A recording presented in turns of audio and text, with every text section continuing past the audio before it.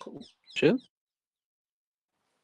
And we are live. Welcome to the channel. It is Chosen Wisdom Football, and today is your weekend fallout show. It is Manchester United weekend fallout show. All the latest Manchester United news and headlines and talking points from the weekend's games. It was the final weekend of the Premier League. It's done now, guys. It is done. No more football. No more Premier League football until August, guys. How are we going to cope? How are we going to survive?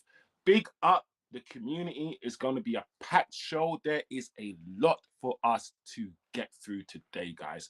A lot for us to get through. I am joined by Actual Damas, the one and only. Big up yourself, Actual. My guy, how are you doing today? Thanks, Wiz. I'm doing good, thank you. I hope the same for yourself. I hope the same for the chat. Big up Turkish in the chat. And yeah, looking forward to another day of chopping it up and speaking about football. That's it. That's it. Big up yourself, Acho, my guy. Acho, we'll go through the news. We'll go through the news. You will comment, give your opinions, and we will do these things. We will start, guys. We will start today. There's no other place for us to start, really. Bruno. Bruno has spoken and he has commented on Amorim. Amorim sacking. He's commented on Am's recruitment strategy. So I find it very, very pertinent for us to start today's show with Bruno. Bruno Fernandes, the guy who beat the assist record. So we'll start with Bruno. Dorgu has also commented. So there's aftermath of the game. Dorgu has come out and there are some Dorgu quotes for us to go through. I think it's also good for us to have a quick mention of the fact that Luke Shaw, whether you like Luke Shaw or not, guys, he survived this year. He played every single Premier League game this season. So we got Luke Shaw news as well. Some news on Lemens as well. The Rashford deal apparently is getting closer. Rashford is going to Barcelona, despite the fact that Barcelona are still trying to play hard ball. So we're going to speak on Rashford. We are finally going to speak on Edison, guys. We are finally going to speak on Edison. The Edison deal is getting closer. There are some people who are underwhelmed by the Edison deal. They don't like it. They think it's not good enough, so on and so forth. So we'll get your opinions, guys. Big up the chat. Get your opinions in with regards to Edison. Acho, I know you're going to give your opinion as well. We're going to move on and also talk about Tonali. There is news coming out that Tonali might be a bit too expensive for Manchester United. I don't know about that, but we will get into the story and we will end. We will end on this bit of news. Remember Scott McTominay, guys. Apparently, Scott McTominay is on the limited edition of I'm gonna say Scottish, the Scottish £20 note. That's crazy. That's crazy for me. So we'll talk about that as well. And you know what? The season has ended. The season has ended, so we will look at the league table.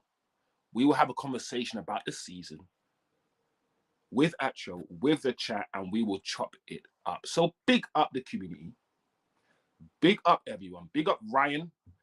Somebody new in the chat. Make sure, you big up Ryan, everybody. Ryan says, let this message be the only time Arsenal are mentioned.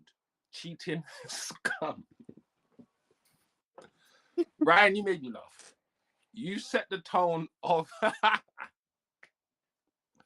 I love when people come in with that sort of like chest aggression. Like, it's funny to me. But let that set the tone for the rest of the show. Big up Eddie in the building. Big up Ryan in the building. And of course, Turkish. Let's start, guys. Let's start with Bruno. The talk of the town. Bruno Fernandes. So it seems as if Bruno has had a sit down very recently and he has said some things. And I feel like it is now He's voted the PFA Player of the Year, Man United Player of the Year, you know, the assist king. When he speaks, more and more people are now going to listen. So this is Bruno Fernandes. And guys, as usual, chat, let me know. Let me know what you think. Atro, you know, let me know. Bruno has said this about the sacking of Ruben Amorim. We didn't change manager because of results, because we were there 2 points behind second place and 5 behind first place. It was something different with the club. They felt the trust between them was broke. They decided to start a new process, and that was bad. For us, when Ruben came, what was passed from the club was this is going to be a process. We are going to have good and bad times, but we are going to go through this. Obviously, the club decided it was time to part ways, and we started from 0 with Michael. But then we got the results. We got to the end of the season and finished 3rd. I feel that that's an interesting quote, Atro. Because is it me, or is he trying to say that what United did was bad when they let go of Amorim? Is that what that means? Is that what he's saying? While at the same time saying that we started with 0 with Michael Carrick, we ended the process. I feel like he's kind of alluded to the fact that they should have continued the process. Is that how you interpret it? Yeah, like I was gonna first off, can you hear me fine? Yeah, Just to check. Chat, let Okay, us know cool. if you can hear Atro, please. Thank you. Yeah, no, I'm on the same kind of vibe. Like, I feel it is kind of a case that Bruno's kind of alluding that it does feel bad that we did let go of Amorim.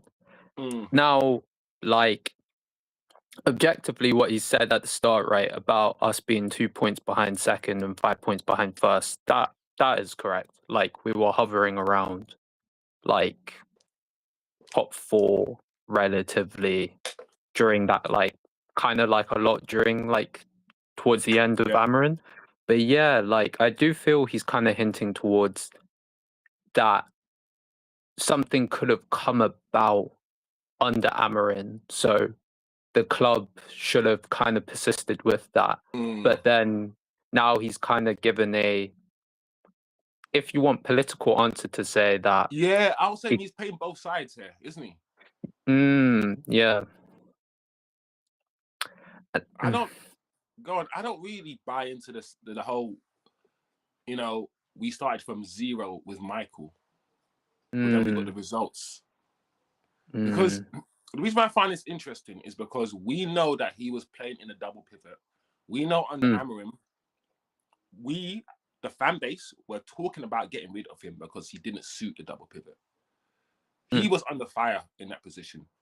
He was doing okay, but not great next to Casemiro. And we were looking to get a more dynamic midfielder to play that role. We don't play the 10s we wanted weren't Bruno. We got the 10s we wanted. So he was on the chopping board. So I guess the idea that he's kind of, so it reads, so kind of defending Amorim a little bit surprises me, given the fact that his head was kind of on a chopping board under Amorim. And now that he's playing under Carrick in his favoured 10 role, you'd have thought he would come out swinging at Amorim, but maybe not. He's a captain, right? And he played under Amorim. Amorim's Portuguese as well. So there's probably an affection. Don't forget the Portuguese contingent that Amorim had, him and Dallo. There's probably an affection there for Amorim from him that someone like me or maybe you won't have, or the fan base won't have, you know? Yeah. Not to be a bit of a cynic and gonna touch on what Ryan said in the chat. I don't know, like, big up Ryan. I don't know, like, okay, I know I did promise I wouldn't be negative, but could this potentially be a brushing a bit of ego between Bruno and Carrick? Because if you look at how Amorim spoke about Bruno during his like tenure, he kind of like did the typical thing which a lot of managers have done over the years, in that they've kind of eulogized Bruno as like, you know, the mainstay player of the squad, you know, captain, Mr. all of that, Fantastico, all of X, that. Y, and Z. Whereas, like, if you've looked at how Carrick's been talking about the squad, right? He doesn't necessarily talk about individuals. He talks about the team as a collective. Yeah, he tries Like, to avoid talking about individuals. right. And like why I even highlight this point specifically is I think it's on the Man United official channel. They show like a video of Carrick doing an announcement for Bruno equaling the assist record, right? Yeah. He literally tells the team, in as much as this is a good individual record for Bruno, Mm. this record set by is more a reflection on the team and that you guys have Which collectively is the right worked. thing to say, Atro. Right. Completely agreed. Now, this is why I say you can call me a bit cynic, but this is why I'm like now saying it might be a brush of ego. Because considering if you look at like the last couple of years or since Bruno's kind of touched down, Mm. Man United's kind of been galvanizing him to be, if you want, quote unquote, Mr. Man United, in that he's that guy, right? Yeah. So for now, Carrick to start now introducing more rhetoric to not necessarily pedestal players, but Mm. more of kind of aim for a more team cohesion. Yeah. He's not Bruno losing may, his mind. He's not responding to it yeah, well. Maybe. potentially, Let me see what potentially. Ryan's saying. Quickly, Atro. Sorry, my guy. No, Ryan, no my worries. views are mixed. I think Ruben was a breath of fresh air. He was slowly going to overrule the squad, getting rid of those we no longer wanted. But some people got too impatient. Some results weren't great, we know, but it's a process. Everyone was always saying it would take 3-5 years to overhaul the whole squad and get us back to consistent winning ways. So why didn't we stick to it? Ryan, I think what you said there is valid. It's gonna conjure up a lot more conversation. I will just say, Ryan, in response to that, I believe Carrick is showing us that it doesn't need to take 3 or 4 years, and that the suffering was almost like a choice. We will never know, because at the end of the day, guys will say without the what Amorim did, Carrick wouldn't have done what he did, and we're never going to know the answer to that question, because Amorim tried to do something different. He tried to play a different system. He tried to put players in positions that they weren't either capable or able to do, or weren't comfortable of doing. It would have taken a lot longer. I didn't actually believe the Amorim system. After a while, after the year, I didn't actually believe his system would work in the Premier League. And I also believe that even if we continued with Amorim's system, we had to recruit specifically for his system. And the fact that he doesn't play wingers mean we have to get all the wingers out, play with wing backs. Amorim would have taken years to do, and we don't have years to do it. So I hear what you're saying, Ryan. I hear what you're saying, but for me, Ryan, I don't know if I had 4 years of obscurity and walking around in the wilderness like Jesus did it for 40 days in the desert. I don't know if I have that in me, bro. I really don't. That's all I'm gonna say. But yeah, I found this was interesting that Bruno was doing this. Bruno for me is very good at PR stuff and saying certain things to get certain things and saying things to position him in certain ways. I think he understands that very well.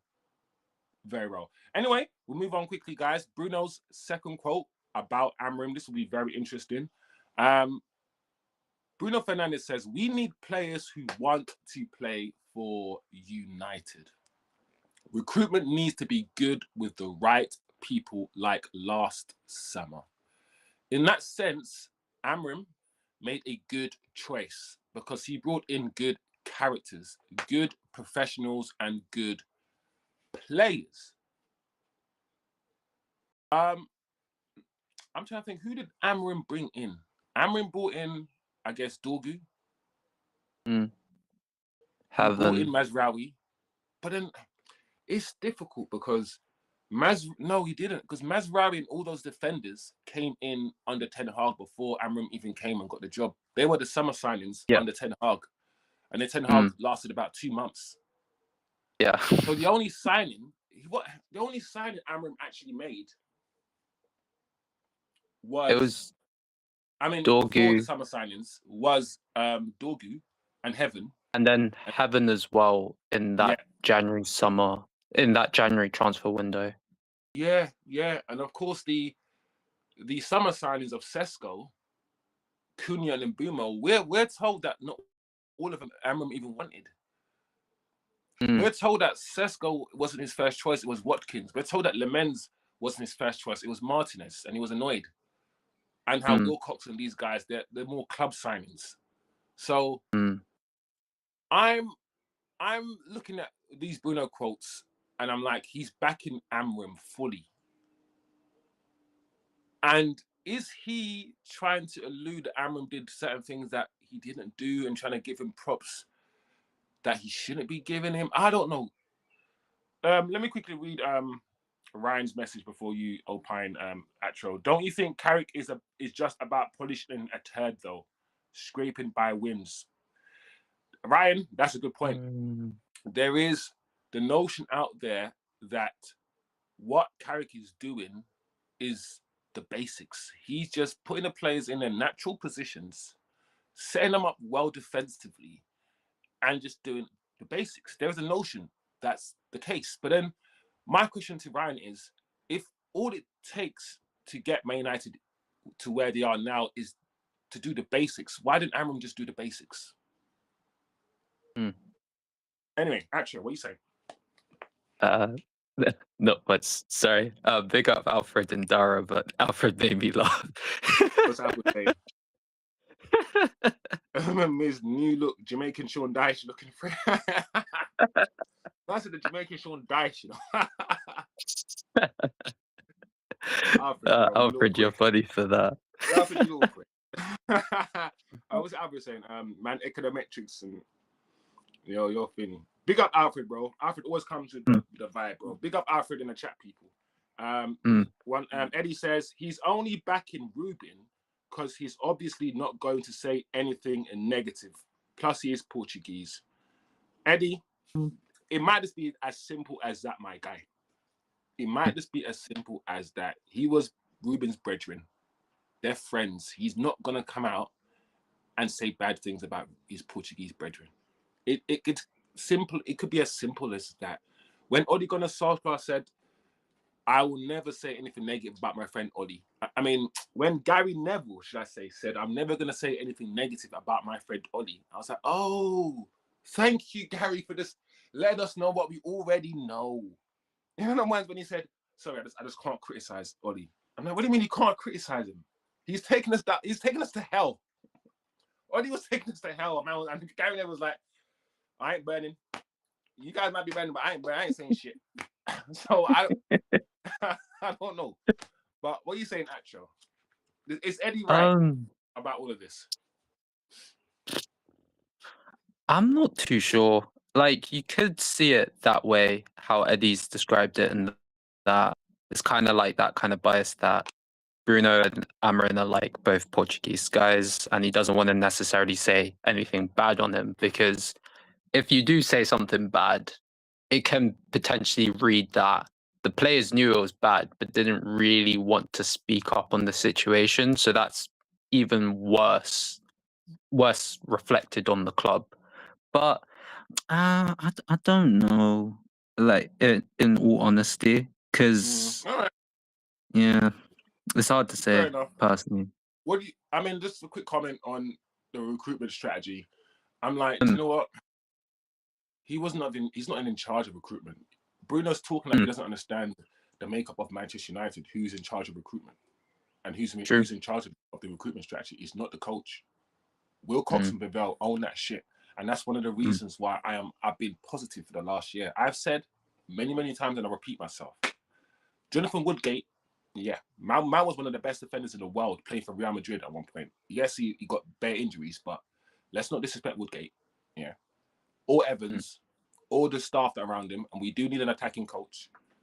But at the same time, we're doing good. We've got some good setup.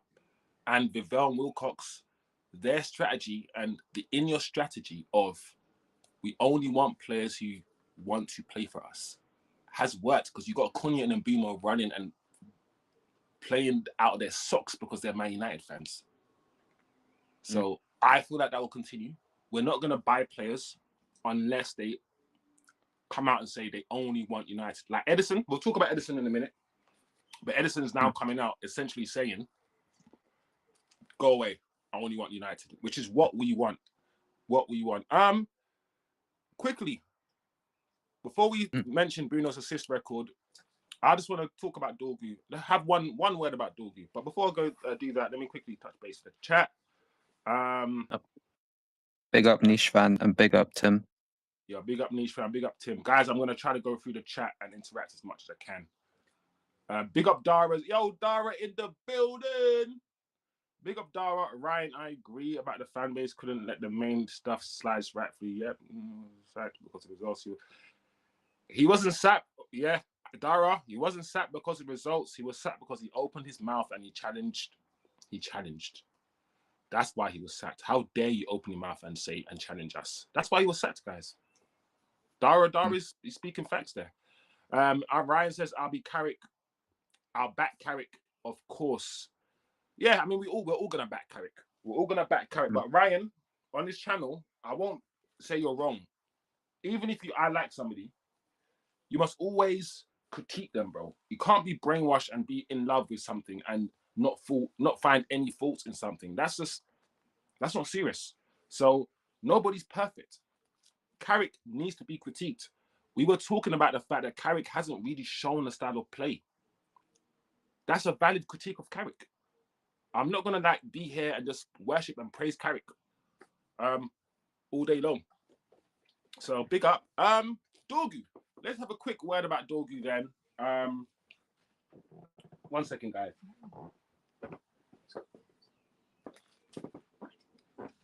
One second, people. All right, Dorgu. So Dorgu's come out, and the reason why I want to spend a minute on Dorgu is because I like Dorgu. I like Dorgu a lot. And the first sort of game he had, when we got him in January and people were like, who's this Dorgu? He looks rubbish, he's scatty, he's all of this.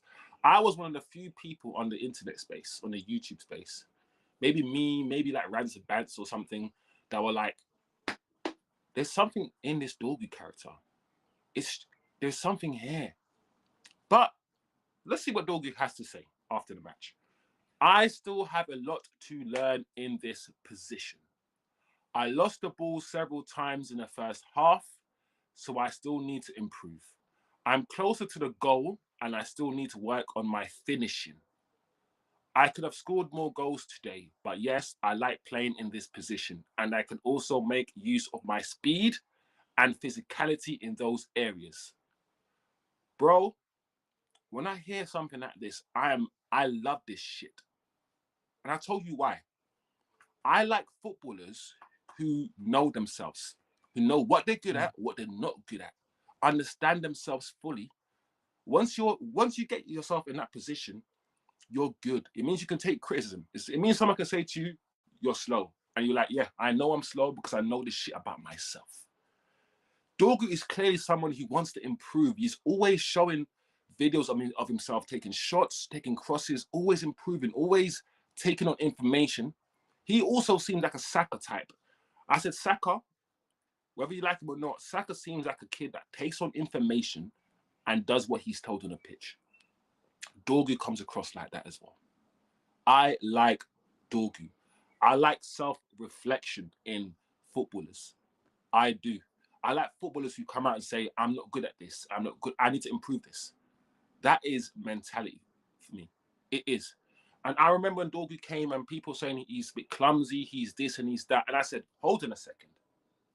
The way that the Premier League is going about pace and power, I kept telling everyone on this channel that his physical profile, Dorgu, nobody is going to outsprint him on that left-hand side, period.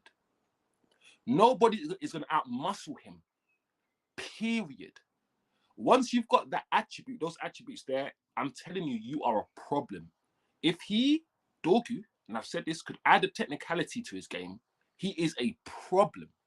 It's been a long time since I've seen anybody come into this club and play left back, then play right back, then play wing back, left wing back, then play right wing back, then play left forward, then play right forward, appear up front, and all look okay doing it. The intelligence that you have to have as a player to understand how to play those positions is insane.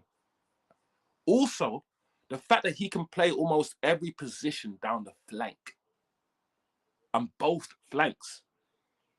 And I'm not saying Dorgu will be a starter forever.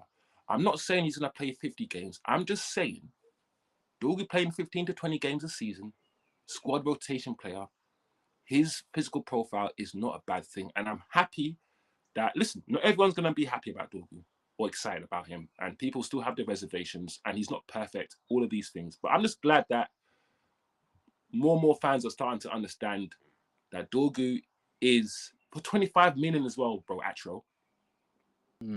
It's not bad. Yeah, it's good bit of business. The header he scored was that bang. And even the sit up, the little drag back here for Bruno's goal, when he sort of like, he clumsily sort of miscontrolled it, but he still managed to set Bruno up. And the pass to Bruno was just perfectly weighted. Anyway, I think I've waxed lyrical enough. Take it over, Atro, man. What are you telling me?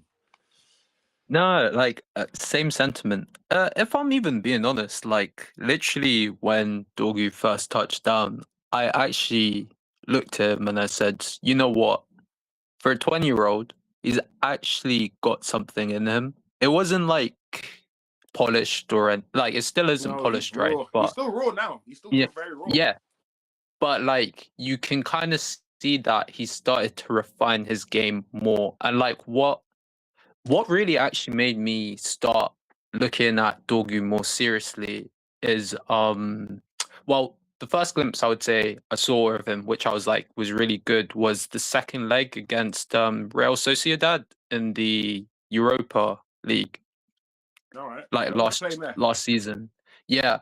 He like that game there, he was really good because like I remember Josh would be going in like the kind of 10 positions and then playing out to him. And then he would always be like stretching the field, like stretching the pitch as like he was a winger.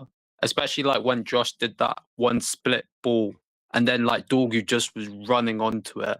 And then he managed to win the red card. So yeah, I was like, I can really see what he could offer. And then like in preseason as well, he looked really good. So much so, like I have to say, I even got his shirt because I was like, this season would be really, yeah, because like from what I saw of him in that preseason just went, I was just like, I think it will be a breakout season for him.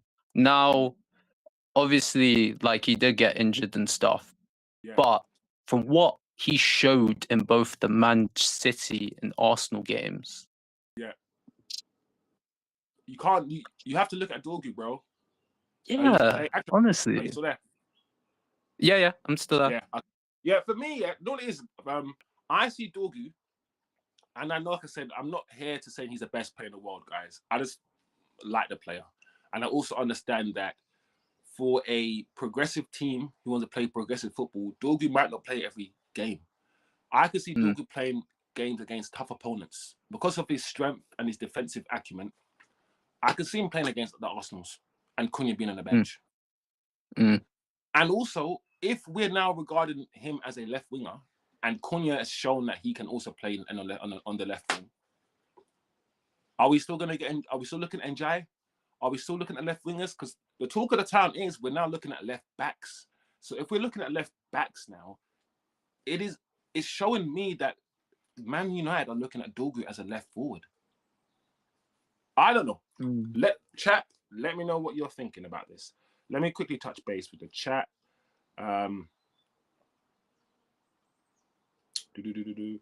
Alfred says Bruno hands are doing Michael Jackson as Izzy's describing Diary of the CEO. How is that done? Turkish, yes, Dara in the chat. Tim says we're kind of misunderstanding the interview a little bit. he's talking about Sesko, Cunha, and Bumo, which I kind of alluded to. But I feel like But like I kind of said that I don't they know if weren't. that. Yeah, I don't know if that was Amrim. I kind of feel like it's Yeah, more the club, Vivell, Wilcox. yeah. I'll definitely say Sesko was Vivell because Vivell was He didn't really want. pushing Yeah, for he didn't. Sesko. He wanted Watkins. He really Mm. wanted Watkins. Right, so yeah, but I hear you though, Tim. We might have got the wrong end of the stick there with that interview. Ryan says, hopefully we will have good people around him to help him. Carrick, of course, with the right signings and help, he might come good. And I hope he brings through youth, seeing as he's been there when we're all about that as a club. Big up. Ryan Arthur said, is that hammering on the right Portuguese business? Hey, I didn't finish. Oh man, let me finish. Is that hammering? Or not even a hammering, it's harammering. Yeah, harammering on the right. Portuguese beans and toast. Worse than Mondays we have to suffer. Niche fan says Keane is a liar, an effing dirty liar. I'm glad Bruno called him out. Niche fan, I want you to tell me, Niche fan, why Roy Keane. I want Niche fan to tell me why Roy Keane is so angry. Alfred says West Ham asking 60 mil for. Yeah, we're gonna get into it, Alfred. But Alfred, the 60 mil for Mateus. I keep telling people, West Ham literally bought him last season for 40 million. They're not gonna sell him for 40 million. You guys are crazy. I kept hearing, seeing 40 million everywhere, Alfred, and I'm like, you guys are mad if you think that's gonna happen.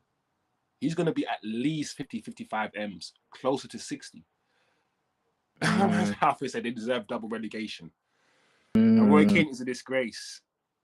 I'm not gonna lie, guys. Roy Keane is angry. There's a lot of people saying he's angry because Carrick took his shirt. He's angry because the club kind of banned him from the club. Didn't Man United ban Carrick?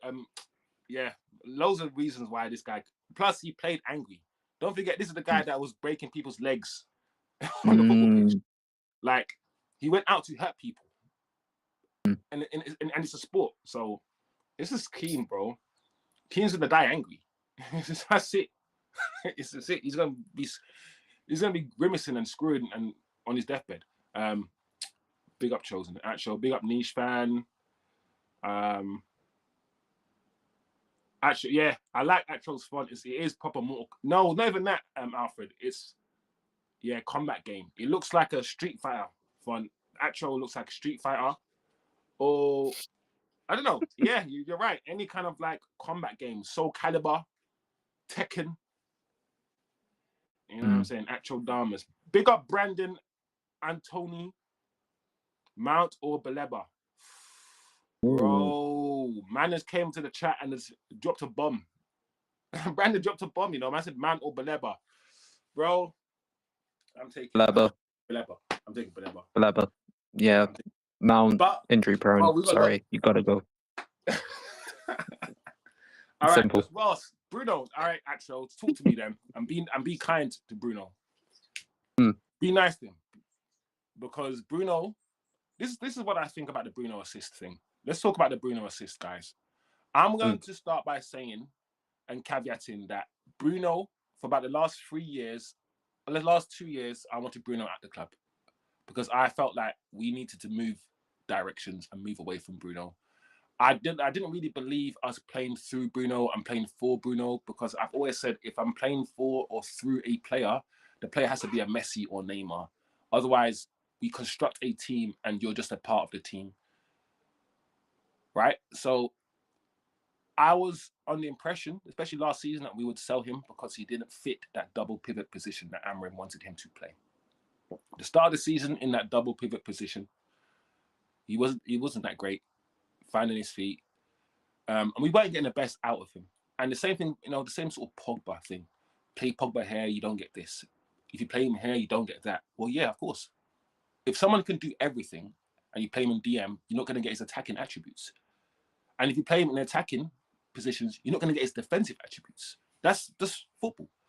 But that being said, towards the end of the season, or should I say when Michael Carrick released him, unleashed him into his 10 position, into a position that I kind of had enough of seeing him in because of his limitations as a footballer, his inability to sort of dribble and to have flair, to play with his back to goal. He gives the ball away a lot. That's something that we've been saying for years with regards to Bruno Fernandes. But even me, with all my criticism of this guy, and they still exist, he's not a perfect player. Every player should be critiqued because no player is perfect, right? But even me, I got to be like, damn, 21 assists, bro. And I reckon most of them probably came when Carrick. It'll be interesting to find out how many assists he made under Carrick in a 10 compared to how many assists he made in the double pivot under Amorim. But I can imagine it's more in a 10, right? So I'm just going to say this, guys, before Acho takes over. Well done, Bruno. I feel like I criticize Bruno a lot. I do a lot, but there is something to praise somebody who has consistency. You know, there's some people who have consistency in performance, but don't have consistency in end product. Then there's Bruno, who might not have consistency in his performance, but will give you your 15, whatever assist every season, regardless. And there's something about putting the ball into the box, into that area, crossing the ball and making it land in the sort of penalty area constantly, every time, is a skill. It's a skill. Some of the passes I've seen him make towards the end of the season, I'm like, yeah, Bruno, you're taking a piss. You are playing with a freedom and fluidity that I haven't seen you playing with for like 2 years. So I just want to give Bruno some props. That is all.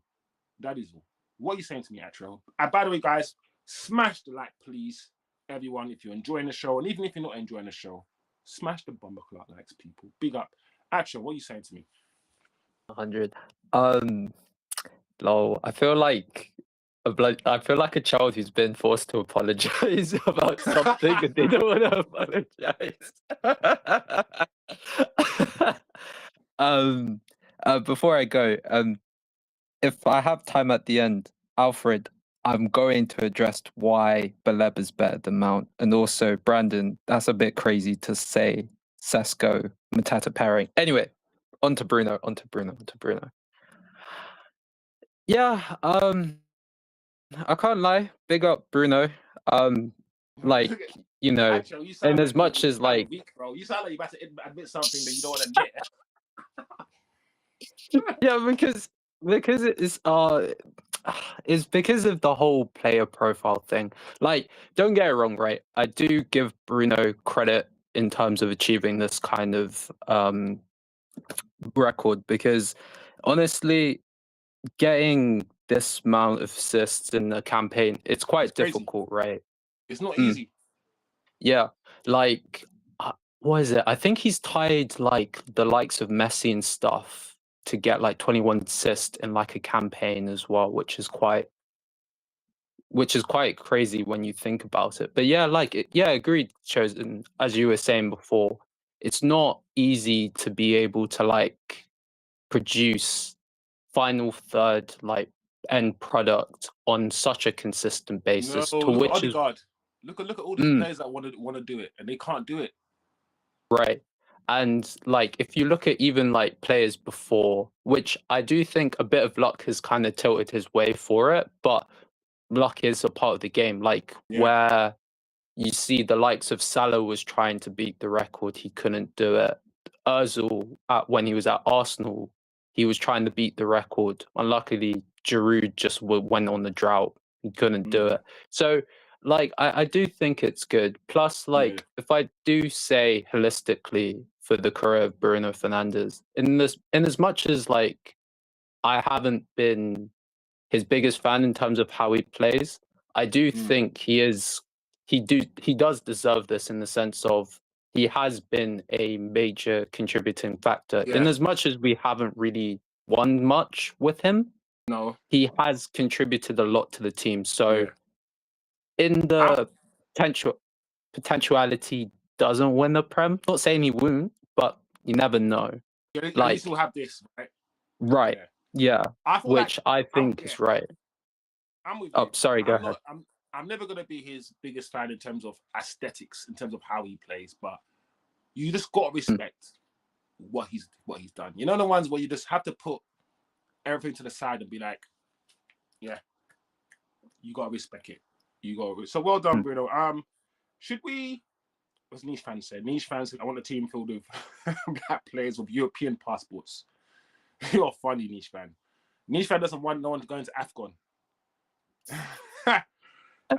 Arthur says, hear me out. As he is the 8, he has. Oh, we still doing the Mount versus Baleba. Should we quickly address this then? Mount versus Baleba, since the chat. Yeah, if we got time for it. Guys, nah. I'm not gonna lie, yeah. It depends. It depends on what you want. This is what I say, and this is what I see, Mount, right? And you guys need to tell me why you want this. You, me, and everyone in the chat has been seeing Mason Mount for the last 3 years. And you know, I know, and we all know he plays about 5 games a season. So my first question to the chat is, why do you want to keep a man who only plays 5 games a season? Just simple. Just tell me why. Because Martial needs to get out, and everyone else needs to get out. But Mason Mount playing 5 games a season, we need to keep him. I need to understand why. And then I also need to understand why Mason Mount is a type of player that doesn't stamp his authority on the game. He's not very physical. He is quick-ish, and he's mobile. He gets him up and down the pitch, but he's not going to win all these duels like a Baleba. He's not aggressive like a Baleba. And he turns up. He doesn't play often, but he might turn up once a year. Might score us a few goals in a few games. And we've seen him do this the past 4 years. So I don't understand why you want that to continue, why you wouldn't want an upgrade on that, why you wouldn't want, one, a player that's always available, and 2, a player whose profile fits the midfield more. Mason Mount is not a double pivot player. Yes, he played well in that game on Sunday, but guys, he's not a double pivot player. He's not. So I don't know. Mason Mount has a way, in my opinion, of making the fan base love him without really doing much. Yeah. And I sometimes struggle to understand it. I've always said Mason Mount technically is sound. He's not a bad footballer technically. But he's a bit Jesse Lingard-ish. Where I think Jesse's very good technically, but Jesse doesn't influence games and affect games the way I want him to do. He doesn't put his foot on the ball and boss it. I want a team of 11 players and 11 leaders. I think Baleba, listen, I think Baleba is more of a leader than Mason Mount is. He's more available, he's stronger, more athletic, has more of a presence on the pitch. You see him on the pitch, look at him. He has a presence on the pitch that Mason Mount doesn't have. All of these things, I'm taking Baleba, and also it's about what we need. It's about what we need. I think we need more of a Baleba profile than a Mason Mount profile. And that's my answer. I know it's quite a long answer, but that's my answer. How about you, Atro? No, I agree. Before I go in, Mason Mount's better than Pedri. Alfred, what? No. That's crazy. Alfred's really throwing curveballs in the chat. Jeez. Sorry. Sorry.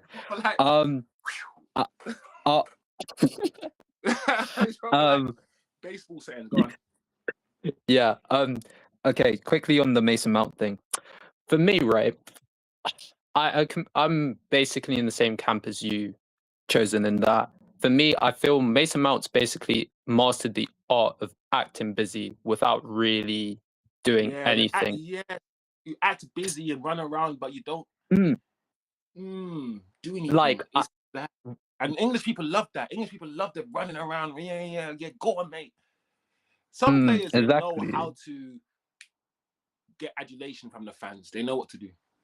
Right. And like, that's a bit of a tangent. That's why I kind of don't like Declan Rice as well, in that I kind of feel he kind of runs around a lot, does a few tackles, but he doesn't really influence a game like that. But that's another story for another day. Conversation. Yeah.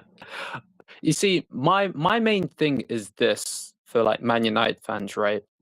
In what is it?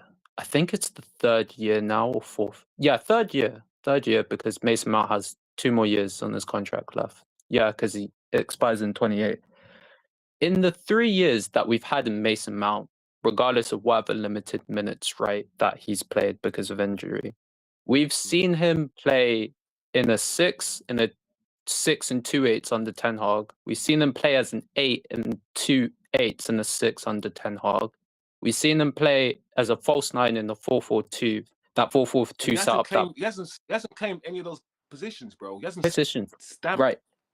We've seen him as a left 10. We've seen him as an 8. We've seen him as a 6. We've seen him as a false 9.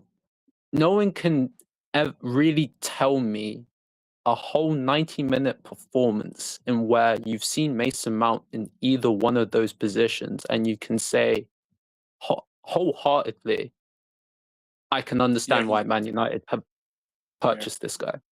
I agree. Like, that's what I kind of stand on this whole situation. £55 million, by the way.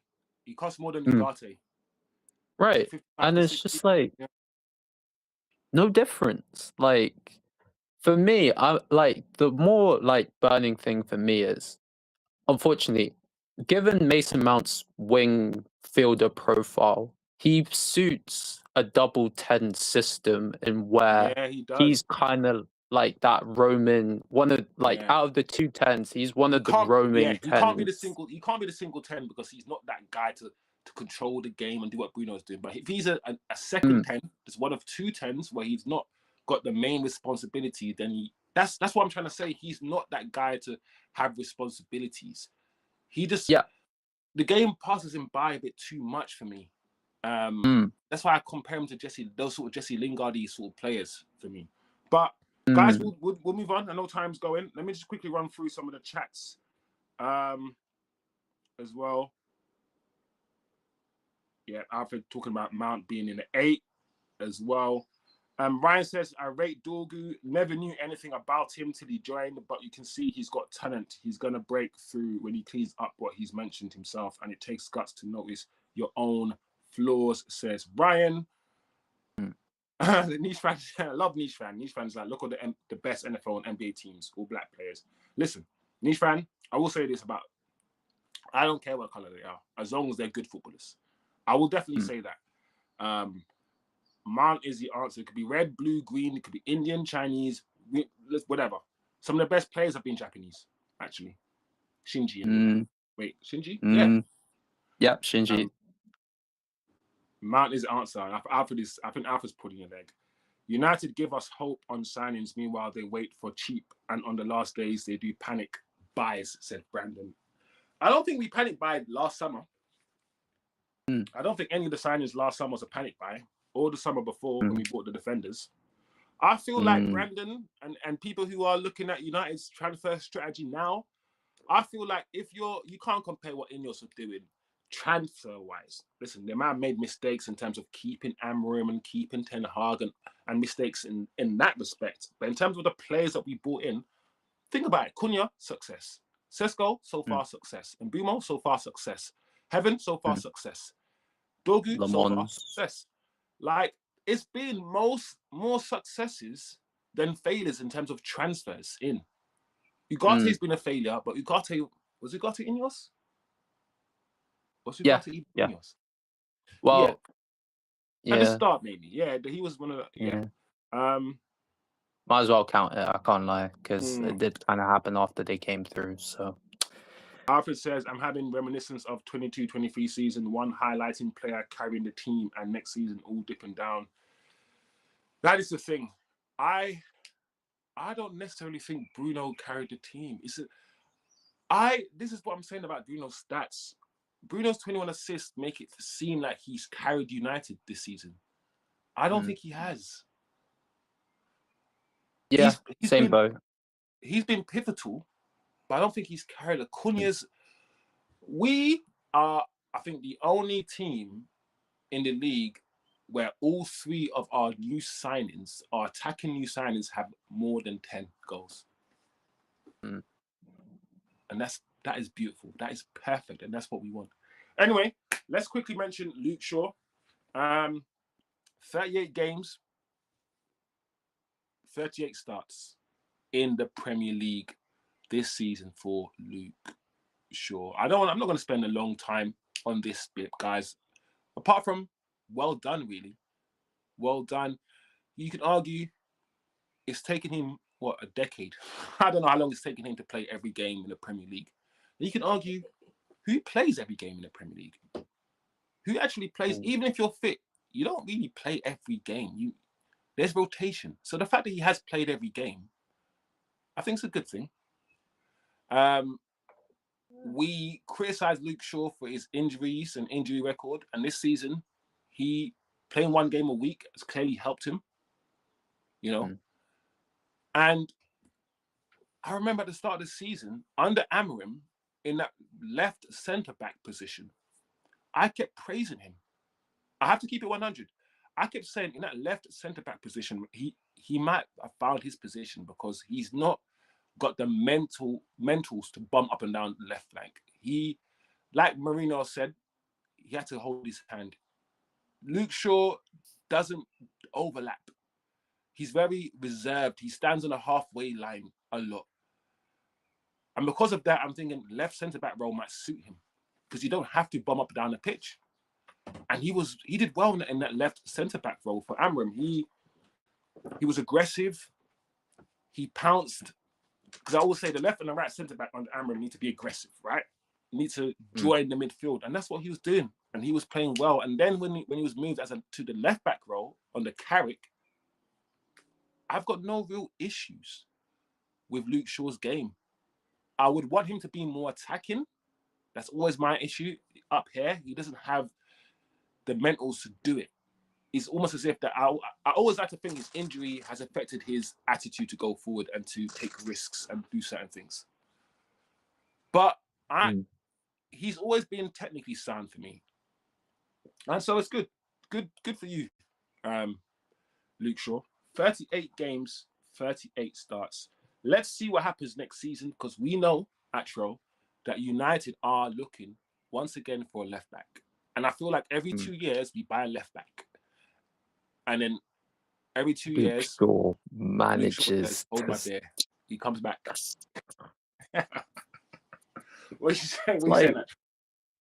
It's like Terminator. He just doesn't die. Like, sorry, chat. I know that sounded mad, but it's true. I know what you mean. That sounded crazy. Oh my gosh. Yeah, no. Yeah. Like, oh, sorry, composure. Yeah. Yeah, big up to Luke Shaw. 38 games and 38 starts. I do think the one game a week has helped him though, in that it's kind of helped him kind of regulate and stuff. One part of me is trying to say that, maybe he's kind of sorted himself out and like maybe it is the one game a week. But then another part of me was saying, has this just been a World Cup hype, Luke Shaw? He was just like... But Luke Shaw didn't make the World Cup squad, did he? He didn't make the squad, no. But I was just like in the kind of back of my mind, because obviously you still would have needed to play well in the majority of the games to kind of get considered, right? And like Tommy Tuchel was... He turned up because he knows it's the World Cup, yeah. Right. Yeah. So I'm like, will he continue this form then next year? Yeah. Yeah. Which I don't know. Yeah. All right. But go on. Funny enough, though, you see, now it's actually quite interesting. You were talking about Luke Shaw as a left-sided centre-back. If we don't get a centre-back this summer, I do actually think Carrick uses Luke Shaw as a left-sided centre-back. And we buy a left-back? Yeah, that's what I'm thinking, potentially. Okay. I'm not against that. I'm not actually against that. All right, let's quickly read some stuff. Niche fan says, my ideal England first 11 is Pickford, O'Reilly, Konza, Gahey, Trent, Alexander Gibbs, White, Rogers, Rashford, Palmer, Kane. Interesting, Rashford gets into your England team. And Rogers, Palmer and Kane. What kind of formation is that? Bro, I ain't gonna lie, Niche fan. Now that I've read it properly, you've got like 2 defenders and like 10. Yeah, Where are your central midfielders, bro? it's only really Anderson in there, and Gibbs White's a Yeah. 10. Rogers is a 10. Rashford's a Yeah. what is Gibbs that? White's a Is 10. that like a 4-4-2? Is that Maybe. 4-4-2? Dorgu will be 100 million player in 3 years. Ooh, I don't know about it. Listen, do you know what? that's ambitious. All I can say is I don't know, because I refuse to say no, he won't be. Because what's happened right now, we bought him for 25, and I reckon right now, if you sold Dorgu, he's 45. Like, if we're selling, what's his name? The guy's got to Nottingham Forest. Elanga. If we're selling Elanga for 45 M's, I think Dorgu's approaching Elanga's level, at least now, in terms of an attacker.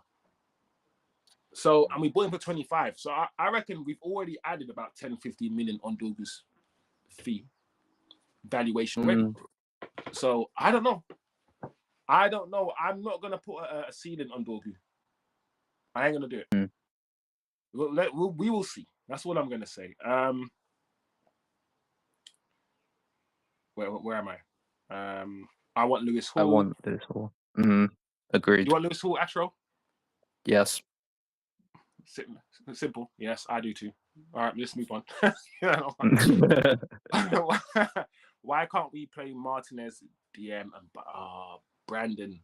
I'm not Too gonna slow. lie. You know the ones here where we probably could, but at the same time, let's try not to mix and match the players that we have and shoehorn players. We've got money now, so let's buy actual midfielders.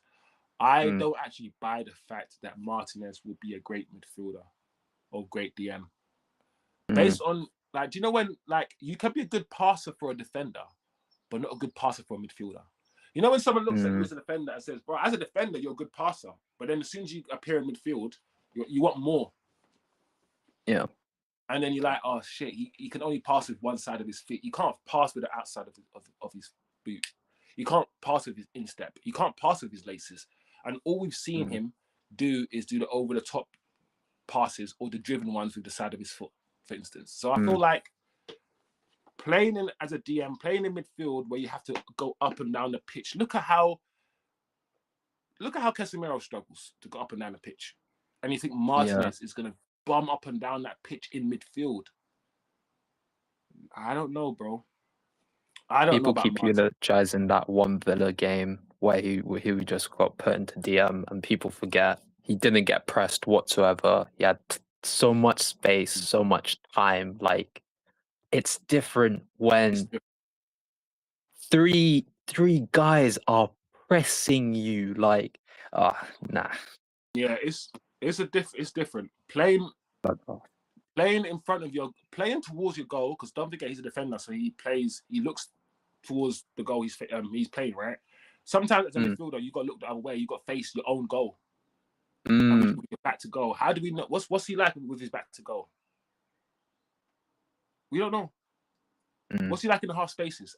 Listen, I don't know, guys. Let's move on. What else? Where am I? I want Lewis Hall, Sesko, and Watkins, but Wilcox wanted Delap. I suggest a Liam Delap role like the Makelele role. Sky the ball into the abyss. I think the club did want Delap. I don't think we can skirt over the fact that the club did want Delap, but I am happy that the club didn't get Delap. That's what I'm going to say. Mateta / Sesko is perfect. No. Mateta's a bit old now. I feel like even when people say Mateta last summer, I was like, yeah. But when I saw that Mateta was at 27, I was like, okay, he's still better than Højlund. So I would take him. But do you know them ones where I'm like, Yeah, but I can't lie. I bothered to watch Palace in the Europa League and a bit in the Prem this season because I wanted to watch Wharton because I was hoping we could get him, but unfortunately he's going to Liverpool. I've already accepted that. I've accepted that as well. People, right, are banging on about Mateta. They don't watch him play. Like, look, right. I like Mateta in the sense of he's kind of like a bit of, sorry for the tangent, but he's a bit like your traditional CF in that he can do a hold up play and then he can manage to link it once he's held it up and stuff. But if you see the kind of chances this guy misses, it's annoying. Like you can feed him. I don't. You know what? Yeah, I don't think Mateta is better than Xerxes. I refuse. He's not. He's not. And like people will be like, Xerxes was playing week in, week out for that same team. He would be as productive, maybe even more. I'd say it'd be better. 100%. But that's just go on. No, I'm just so sorry because I remembered there was one Palace game I watched. They fed him like 6 times. I think he only scored once, but if you see the chances he was missing, it was just like, oh, I could make it, even though I'm not a professional. Yeah, no, it's annoying. Yeah, sorry about that. What's niche friend? No, Alfred says this Bruno guy posted at least 4 farewell baiting posts, but it was all his record-breaking assists. Oh man, Bruno is good at working the machine, at the PR stuff. He's cemented himself in the hearts and minds of all the Man United fans in the Premier League. He's now got the assist record. Like we're not gonna finish hearing the end of Bruno. Like he's gonna be the best player to ever play in like all of these things. We're gonna hear these things now, and that's why this is why Acho is the way he is, because Acho wants to give Bruno his props, but he knows that the Bruno lovers are gonna go overboard and say he's the best thing ever, and he's not. He's just not. But we keep it moving. It's only our opinions here. Niche fan is saying that France will completely destroy everyone in the World Cup. Maybe. United States are going to win the World Cup. Big up Mac and Big Macs. Yo, Alfred's on, man. Right? I love Alfred. Yo, Alfred makes me laugh. He actually does make me laugh. Big up Alfred, man. All right, Niche Fanny says Baleba is better than Mount because he's near genetically perfect for that 6th role. That's what I'm like. It depends what you're recruiting for. I don't think Mount fits in anywhere now. When we were doing the double pivot, Ruben Amorim, 2 10s, maybe. But now, I can't see him as one of the 3 midfielders. Maybe for a game like the other day, maybe. But don't forget, the same Mount played the other game and we didn't win. So, Bleber's not a 6. He's a hybrid 8/6, maybe like a Ryan Gravenberg. Yeah, I think it's hard to find players who are just one thing now.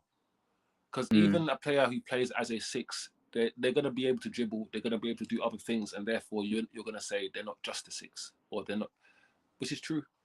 But then nobody's not just anything. I feel like football is getting to a place where to play midfield, you've got to do a lot of things.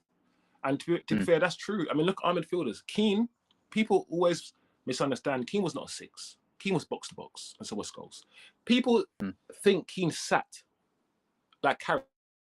Like, what the hell are you done? Keane was box. Keane was a good passer of the ball. He was running box to box, same as Scholes. They were just in double teaming, tackling guys, kicking people. Scholes was better, was a better attacker, was better on the ball.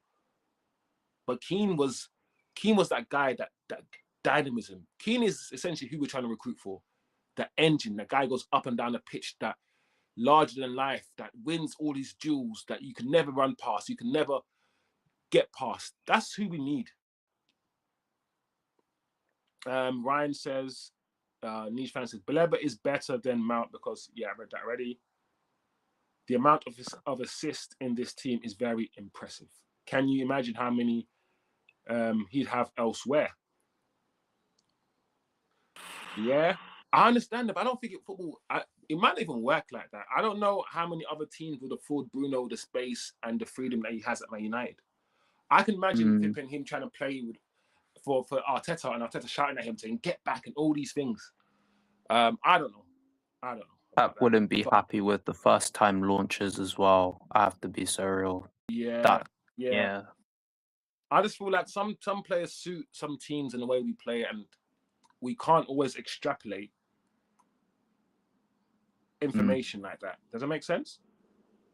No, agreed. No, bad Mason Mount, performance with Pedri, that's crazy. bad performance with GA or good performance with GA Drought. I would say good performance with GA Drought, Alfred, because even though they're not getting the goals and assists, the good performance can enable the team to function better. For me, if you have better team functionality, that will get you your goals and assists anyways. So I rather, like, say for example, like Ahmad, right?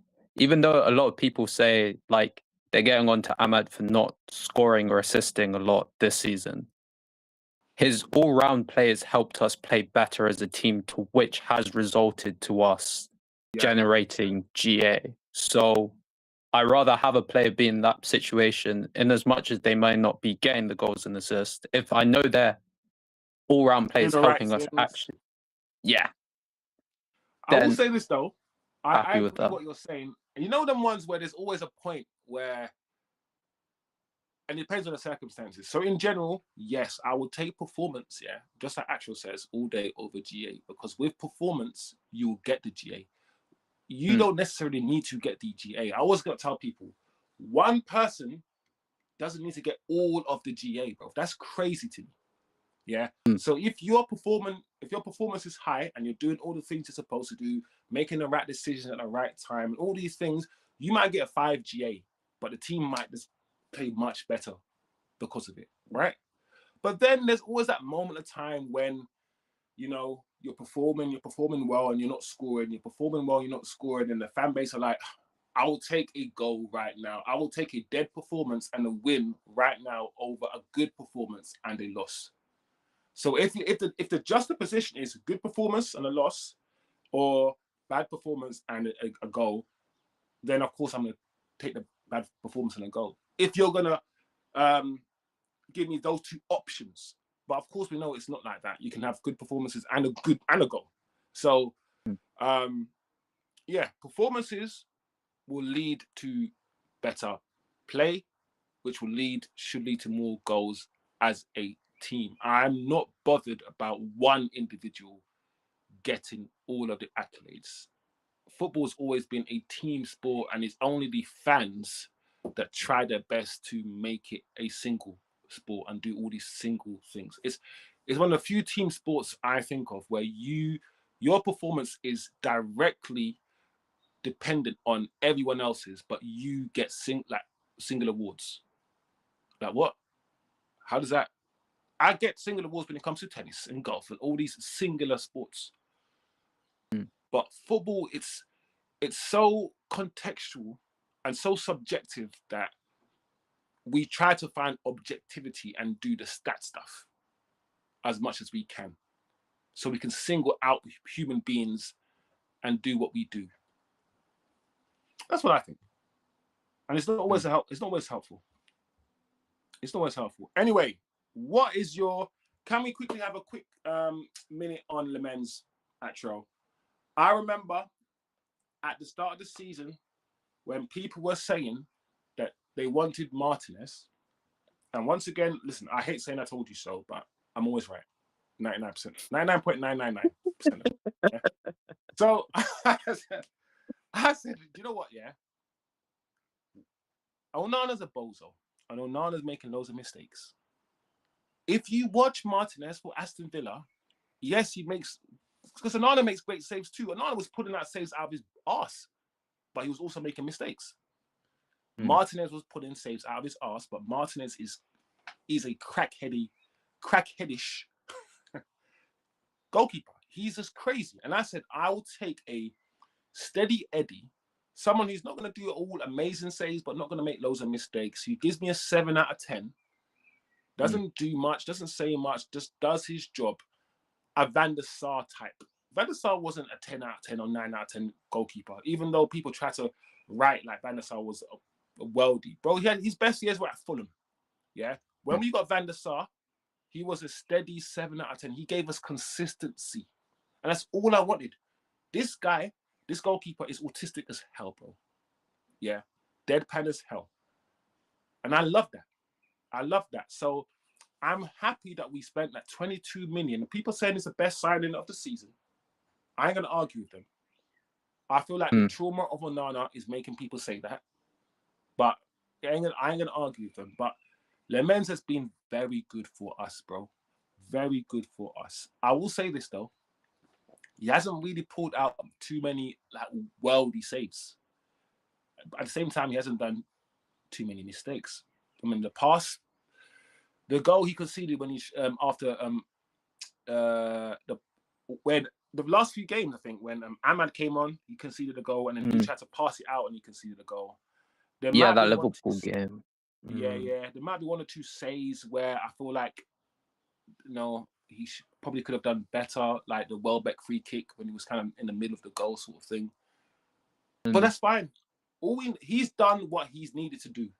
What I don't really want to do, though, is start saying things like he's amazing, he's the best ever, and all these things. I want us to be careful and say we've got a steady goalkeeper, and that's what we've got. And that's all we need. We don't need a Donnarumma to win the league. So, yeah. Yeah. Best signing this season, I can't lie. He's best signing for you, yeah? Yeah, I have to be so frank.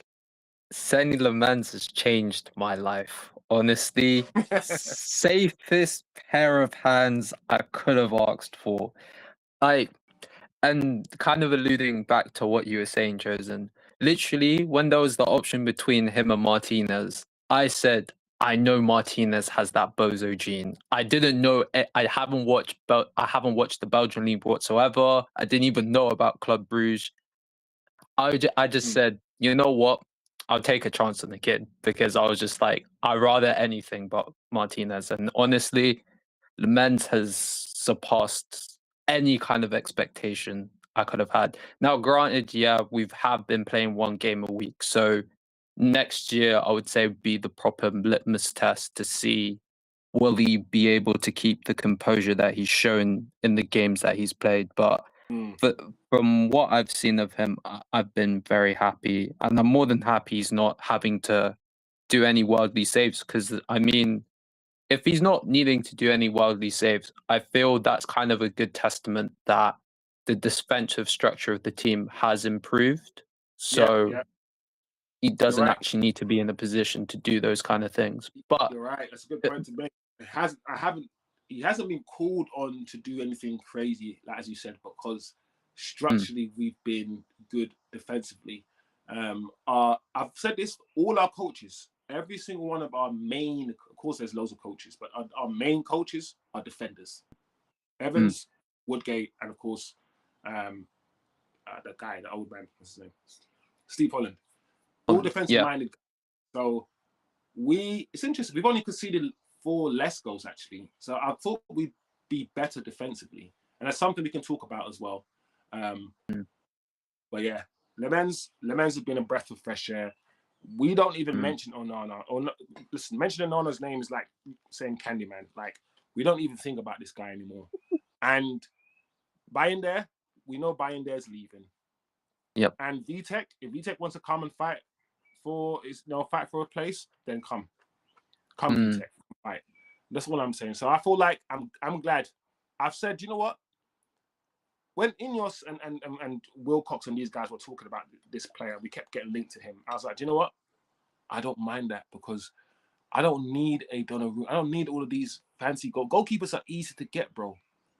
We didn't need to spend 55 million on Onana. Like, there's so many goalkeepers steady that will do a job. And when I saw we're linked with this 20 million pound goalkeeper, I was like, yeah, get him. I don't even want to see him, but I trusted Wilcox and them man there. So it is what it is. Quickly we can read out some comments before we start heading towards the end of the show. Rage baiting you, Atro. Yeah, man, I could tell Ryan wanted to rage bait you, Atro. It worked. A little bit. Yeah. Arthur said 38 games, 38 matches for Luke Shaw. Even Luke Shaw's veins are like chopsticks. He demanding Chinese every post-match day performance. Maybe use Lukey the same next year. 1 game a week, 2 games maximum. Yeah, 1 game a week. And like he might play the Premier League game. And on Wednesday, someone else will play the Wednesday game. That's cool.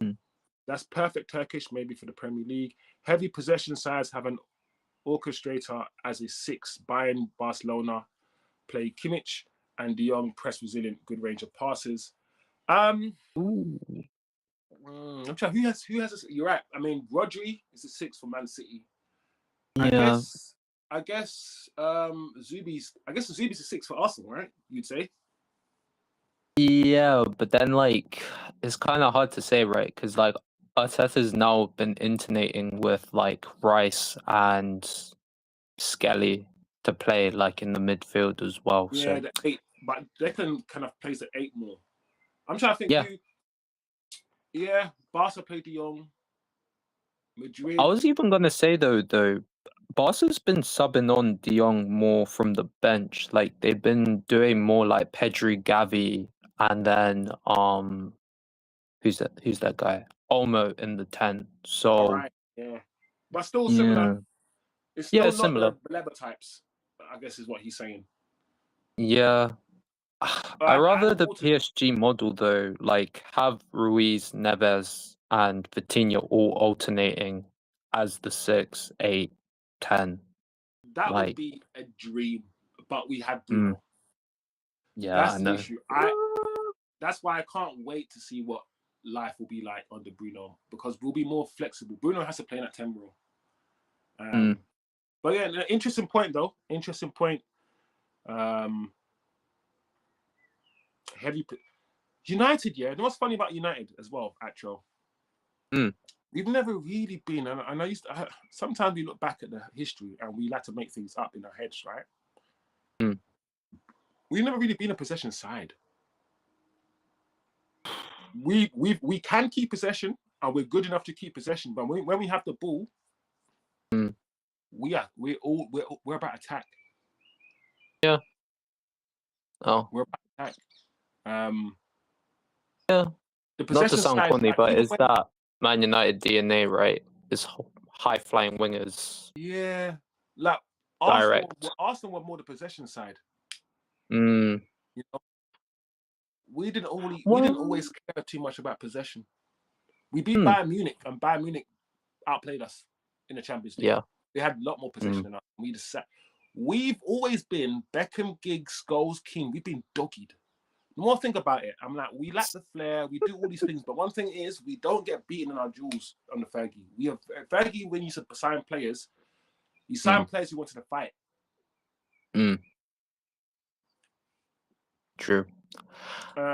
LVG wanted to play possession though, and we actually did manage it, but I would say we just didn't really have the forwards to finish the chances. Hence why a lot of people got impatient with LVG football. But kind of did for like a period, but yeah, like agreed. Mostly it's more transitional, direct football as opposed to possession based. But hey, maybe Carrot changes it. We'll see. The medical department will say that what he can tolerate. If he can only play 1 or 2 games a week, fine. Give us an even better player to cover his role, says Turkish. Wiz, are you going to keep Mount's picture there behind the list of legends wearing number 7, bro? Alfred, Mount picture is not even on that. He's not on there.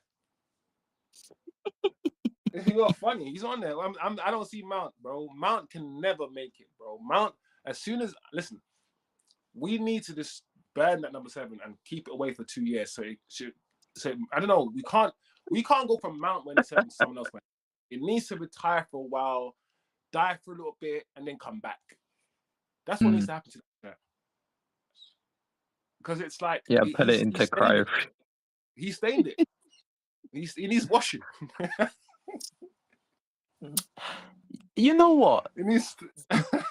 bit of a bit of a tangent, but is it really down to Mount though? Because if we're being like kind of fully holistic about No, the whole number Mount didn't seven force shirt, himself to wear the 7, bro. It was a club.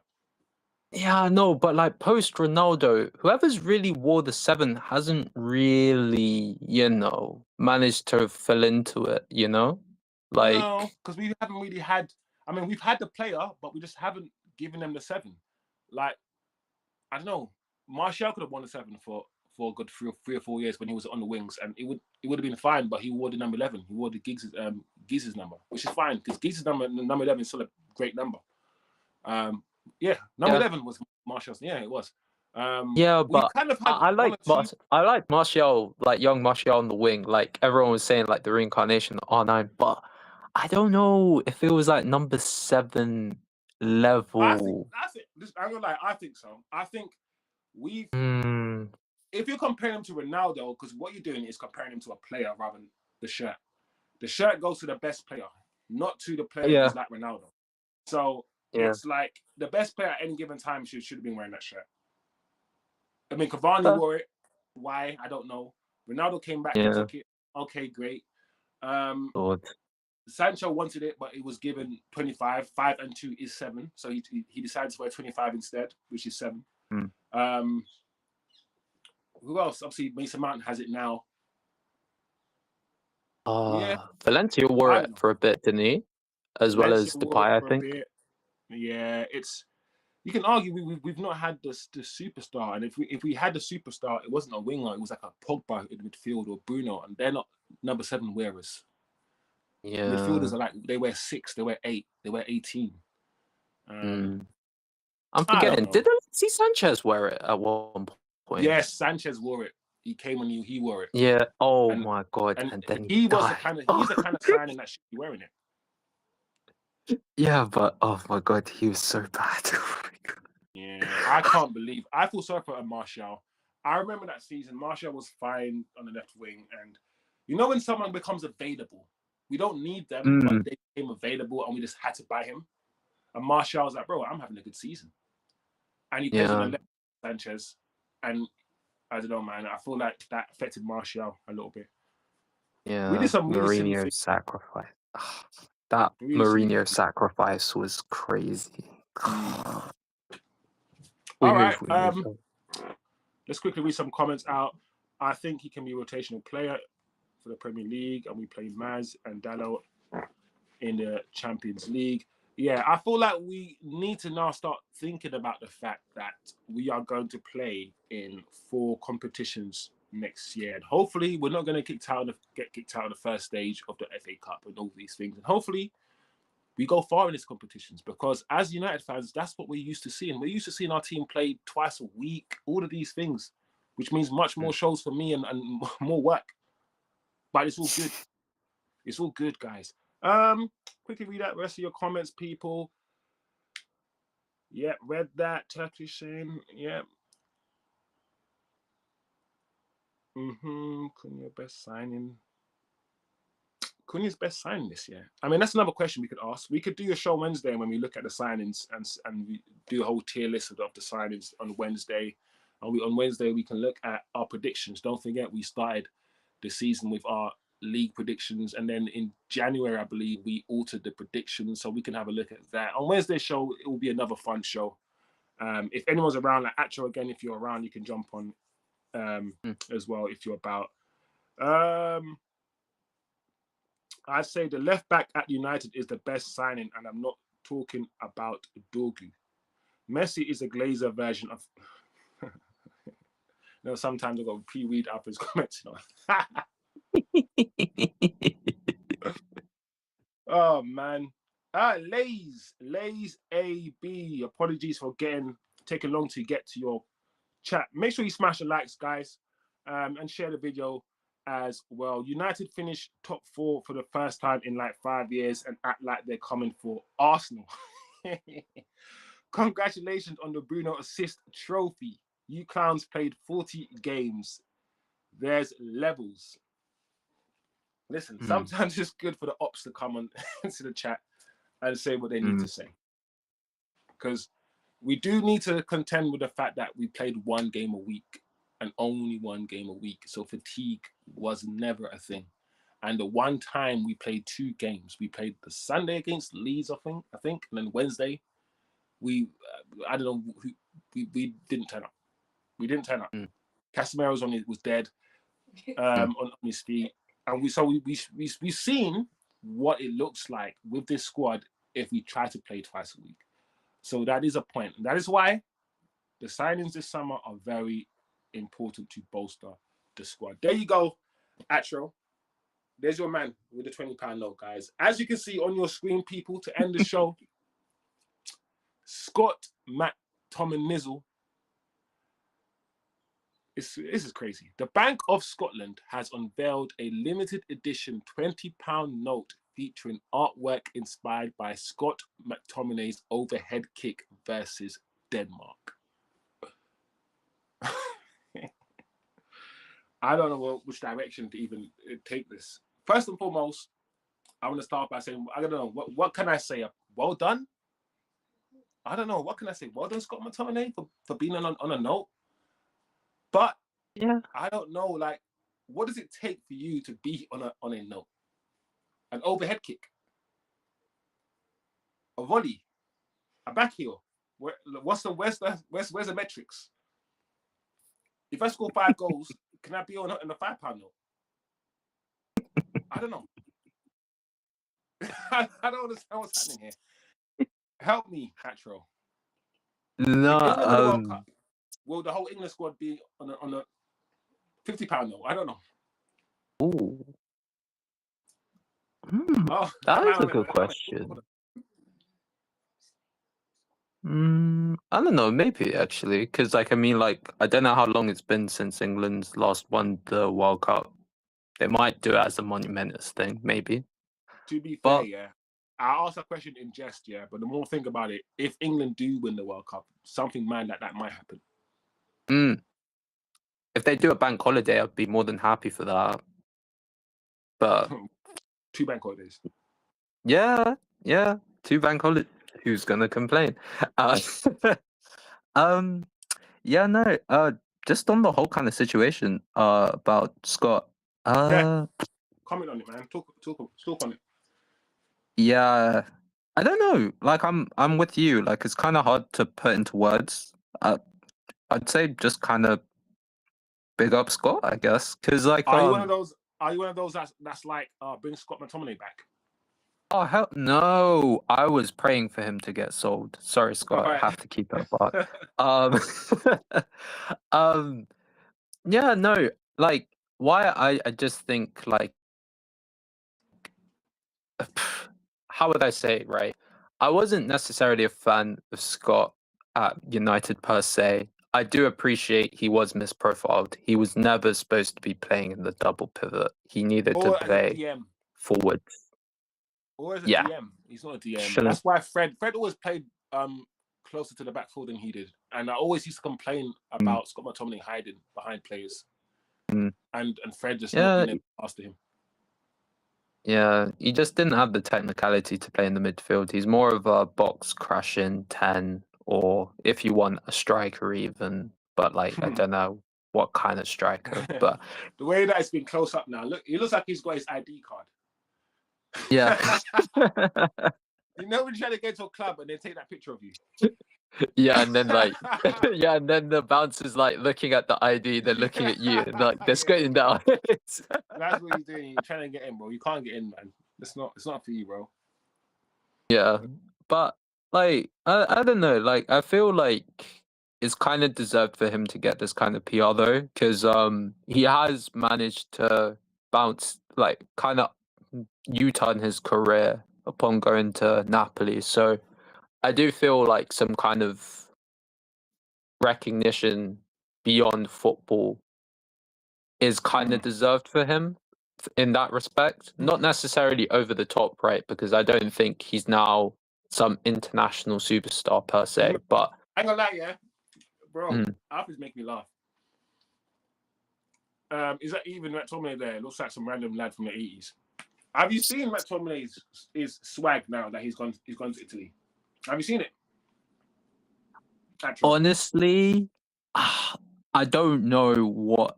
Bro, Is it the sun? Is it the tomatoes? Is it my date? Like they Nah, let's bring showed up- like someone had like a before and after image, and I was just like, he's gone from like some kid in Manchester, like some Scottish kid in Manchester, to like some Italian like supermodel or something. Yeah. I'm just like, what?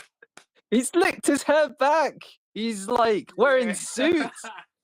The Scott I know was wearing tracksuits. I was like, what? Bro, this Oh, double-breasted suit and whatnot, collar up. Yeah, Scott, live your life, bro. Get that sun in, bro. Get that tan, bro. Get that melanin in your skin, man. Flipping it. Yeah, man. yeah. That real bronze. Don't spray that shit, bro. Go and get it for real. You know what I'm saying?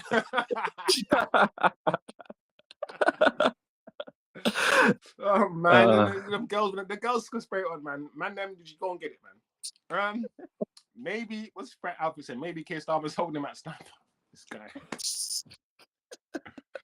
Oh, it's in response to what Turkish was saying. Something about him holding a massive note is sending me. Looking like he's about to jump in rebooted series of Miami Vice. Close up looks like he's being held for ransom. And that's why Alfred said maybe Keir Starmer's holding him at sniper, you know.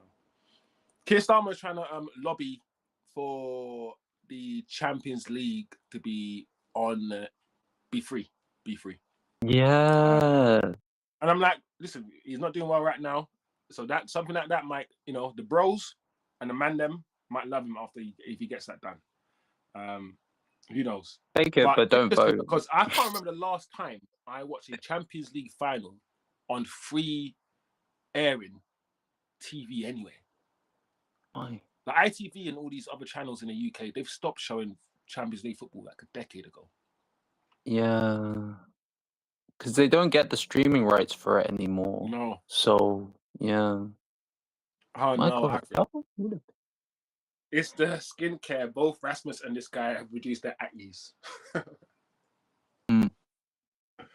But, bro, as funny as it is, yeah, the water, the food, all these things. I know acne stuff is mostly water.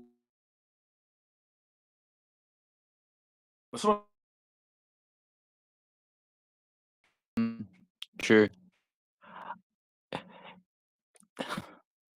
the chat, remember to smash the likes and all these things, all these beautiful things. Covered most of the, you know, we've covered most of the news. There are a lot of transfer news to go through, but it's 9 o'clock now. We didn't talk about Tonali stuff. We didn't talk about Edison, which is news. So I might just hold that off until Wednesday. If you're around, Atro, if you guys are around, we can talk the transfer stuff because there's news on Tonali, there's news on Edison, there's a bit of news on Rashford as well. But yeah, we'll wait until Wednesday. We'll talk about the transfer stuff on Wednesday. This show, we'll stick to sort of the weekend wrap-up show on a Monday. For me, the season ended up as a good season. Started off iffy, ended well. We didn't win a trophy this year like we did last year and the year before, but we got into the Champions League. Very good season, and I can't wait for the next season. The summer is very important. We're going to keep hearing, as last summer, news that we've signed a player and we haven't signed a player and we have, and all of these things. Just get ready. You know the circus, guys. The circus is going to circus. But I think we're going to get stuff done quick. I think we are going to get stuff done quick. And do you know what, Atro? We started off about a couple of months ago hearing that we're going to get 2 midfielders. And I said we need at least 3. And then we heard we're going to get 2, maybe 3. And I kept saying, no, there's no maybe 3, bro. We have to get 3. And now it seems as if we are definitely getting 3. So I feel like we've moved from 2 all the way to now. Yeah, we are getting 3 midfielders. And I wouldn't be surprised now if it turns out to be 3 midfielders, maybe 4. Because I'm thinking Edison, Tonali and a like Matheus Fernandes, right, for instance. But Baleba's Right. still there in the corner, Mm. just sitting there on his own. So Mm. I'm thinking Baleba for me is gone from a 100% sure, I'm sure we're going to get him, to we might not actually get him. We still want him. He's still on the list. I think Baleba is we can get him if everything goes to plan. If Mason Mount goes on loan or something, for instance. Yeah. See, that was my theory as to why I thought we would get 4. So I think we might loan Mount. Yeah, I think, 4 midfielders, I don't think it's out of the realm of, look, Ugarte and Casemiro. Right now, if Ugarte and Casemiro stay, we still need a midfielder. Because we've only got one midfielder on the bench. So we need one. If those two leave, we need 3. Yeah. But then, can Mount play in any of the midfield 3 positions? I mean, I guess he could say he's demonstrated in the last game that he can. Yeah. But do you trust him there in a double pivot? I don't know. Some people in the chat do. But I wouldn't be surprised if, like I said, we get a £40 million one, the cheap one, and who's usually the last one we get, but he might be the first to the window. You get your 50 to 60 million pound one, and then we get your Tonali or your what's he called? Your Anderson. Romani? Oh, fair enough. Or Tchouaméni. Tchouaméni is the 60 million pound bracket. I don't think Tchouaméni is the 80 million. I think the 80, 90 million pound one is a Tonali / I keep forgetting his name. Anderson. Fair. I think that's the more marquee one. I think the sort of 65 million pound signing will be a Tchouaméni / Baleba / Matheus Fernandes, and we're getting Edison because he's only going to cost us. And listen, the rumors are, what the journalists are now saying is that 37, 36 million pounds for him. Which is nothing. I don't understand why people are kicking up such a fuss about it. Like, it's all right to have, a nice H&M top, it's not always designer all day, every day, like nice comfy PJs from, I don't know, Superdry, like just cheap, reliable, can fling them on, you're calm. A lot of people love Tchouaméni, I know you like Tchouaméni. Look at Niche Fan. Niche Fan is like a Tchouaméni. Alfred is saying, bring in Tchouaméni. I think if we bring in Tchouaméni, we're not going to get Baleba. I think Tonali, it's Tonali or Anderson. I don't think agreed. I think the club sees them as the similar profile. I think the club see the Tchouaménis and a Baleba as a similar profile. Kind of like Edison as well. And I feel like Matheus Fernandes is in like a different profile altogether. I think Matheus Fernandes is probably closer to Kobe Mainoo. Yep. But he's still not Kobe Mainoo. Yeah. So I don't know, guys. But anyway, 9 o'clock, guys. It was a good stream. 1 hour and 40 minutes. Good show. Remember, as I said, guys, the Discord is there. I jumped in the Discord. Actual TK, a few of the members are in the Discord. It's a good way to stay in touch. We don't bombard you with things, People are not there like talking constantly all day, every day. But it's a nice place for you to stay in touch. Transfer news, headlines, football talk. The community is there and it's building. So remember, the Discord, the link to the Discord is in the description of the chat. It's been a good show. We went through a lot of good conversation. We will be back on Wednesday at the same time, 7:15.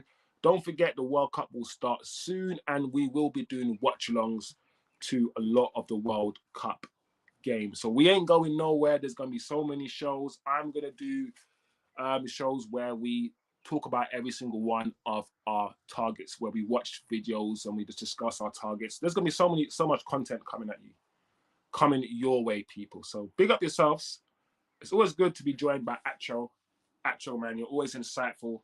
I can hear your opinions for a long time, bro. I can hear your opinions all day. And big up yourself, Acho. Cool. Thank you very much, Chosen, for having me on as always. Yeah, I enjoyed chopping it up like usual. Thank you very much, chat, for engaging as well. And yeah, always looking forward to doing it again.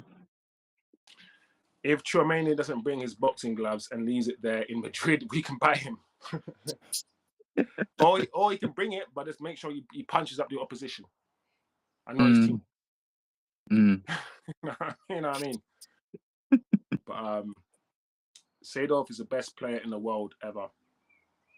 He's definitely one of those players that I feel like people need to talk about more. Seedorf. An absolutely wonderful footballer. Passing range for days. Technically sound. On the ball, he was a genius, bro. Seedorf was the guy. If Kobe can be 50% of what Seedorf was, I will be happy. I will be happy.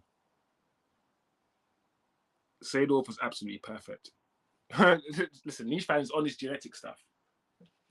I'm gonna stay away from that, from the genetic stuff. But I hear what you mean. I hear what you mean. All right, guys, big up yourselves. Big up Alfred, TK, Ryan, all the new guys. Eddie, who jumped in. Tim. Yeah, man, the chat was popping. The chat was chatting. Brandon as well. A new face. Yeah, man, big up the chat. Big up everyone. It's been a good show. See you on Wednesday. MVP Alfred. Alfred, you are the... Listen, I don't think this is wrong. I think this is perfect. Alfred is the MVP today. Alfred kept the chat moving. Listen, sometimes you got to give credit to people who keep the chat chatting. Yeah? Alfred today was helping the chat go along smoothly. And Alfred, TK, Eddie, of course, Acho's live right now. But if not, it will be Acho as well. Yeah, these guys, Tim, help the chat move, bro. You guys help the chat move. So big up all the people, all the regulars, man. Good community that we have right here. So big up everyone. Yeah, see you guys on Wednesday. Have a good show. Have a good show. Have a good night. And yeah, take care, people.